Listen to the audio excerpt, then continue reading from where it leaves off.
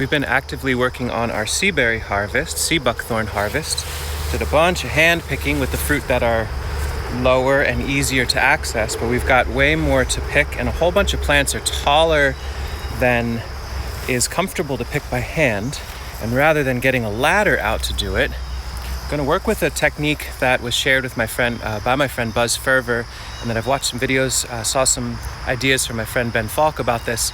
Let me share some ideas around using loppers, a pillowcase, a freezer, and a concrete floor to harvest basically a gallon or two of frozen fruit per minute in total effort. Let me show you that flow. Here is a seaberry laden with fruit. We have picked everything from the 2 feet to 4 or 5 feet, the comfortable range for hand picking, where we want the plant to be.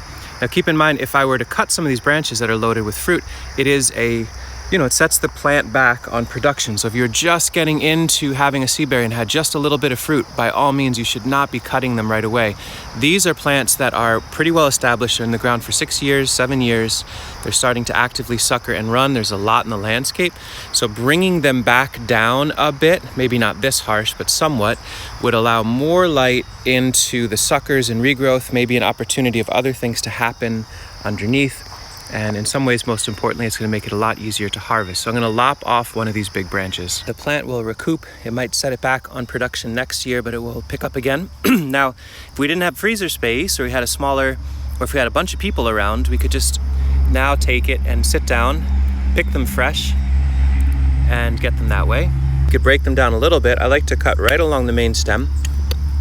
We've been playing around with the idea of fruit on the cob. Bring these to potlucks, and people can just bring it right up to their mouth and pluck them off with their lips, watching out for spikes. Good modern cultivars have less spikes.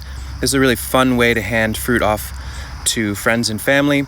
Maybe this is a way to consider marketing fresh fruit if you're doing a farm stand. But I'm interested in most effectively getting all this fruit off of the plant and freezing it, because that's how we're going to preserve it for now. Eventually we'll learn fermentation or other methods, but this is how we'll do it. Now this is a nugget that can go in the pillowcase. Older sacrificial pillowcase. Sasha's down for seeing it stained. It's just too big to fit a pillow, but it's big enough to fit lots of seaberry. I'm going to go through and trim these off the main stem, take off excessive amounts of leaves, but not every last leaf, and toss them in the pillowcase.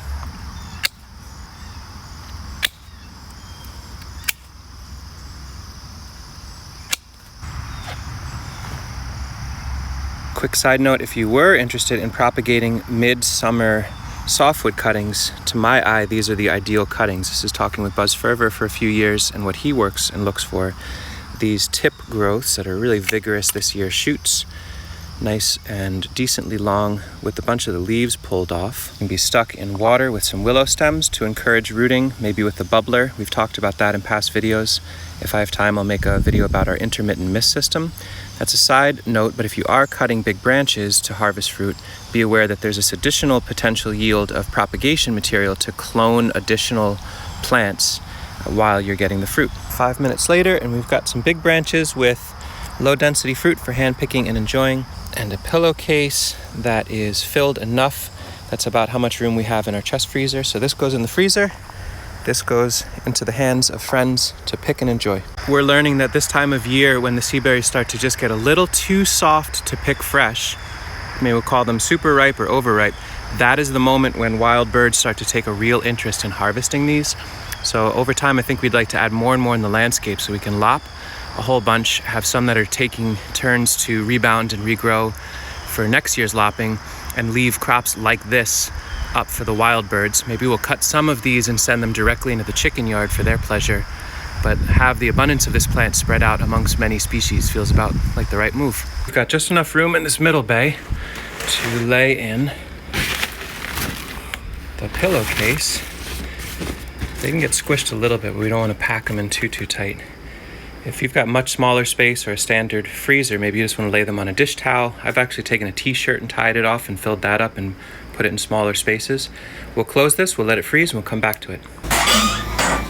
The seaberries have had time to freeze rock solid in the pillowcase, and now we're ready for the last step. It seems like you need to move quickly because they thaw pretty fast, but I just use a hard surface, maybe a wooden floor. Driveway works fine too. Definitely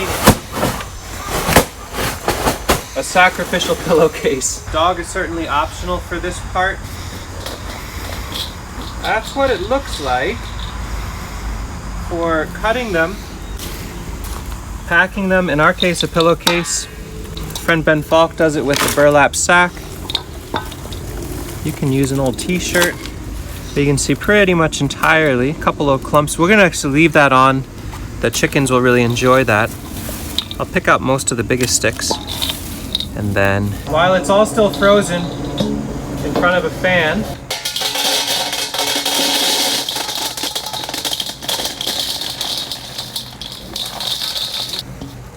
take a couple of rounds.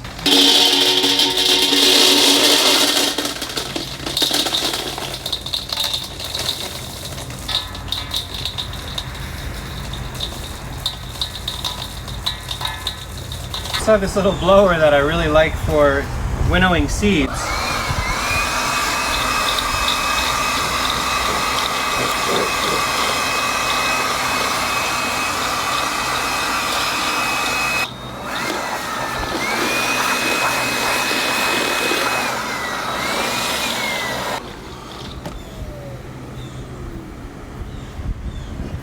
Including the fumbling around, the spilling of some fruits, playing around with a couple different ways of winnowing. This whole process from cutting the branches to this, which is now ready to go right back into bags frozen in the freezer, I would guess 10 or 15 minutes of effort. This is particularly useful for wild sea berries that have small fruit, but it works beautifully on cultivars too. Hopefully this is helpful to you. Thanks for watching.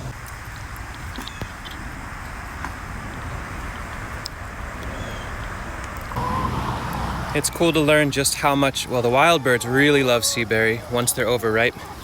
Oh, sorry, lady. And the hens love them too.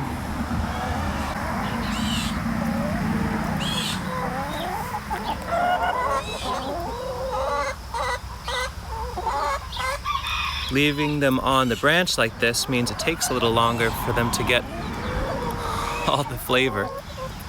It's like a nice project. It's a nice sound to hear the fruit squirting.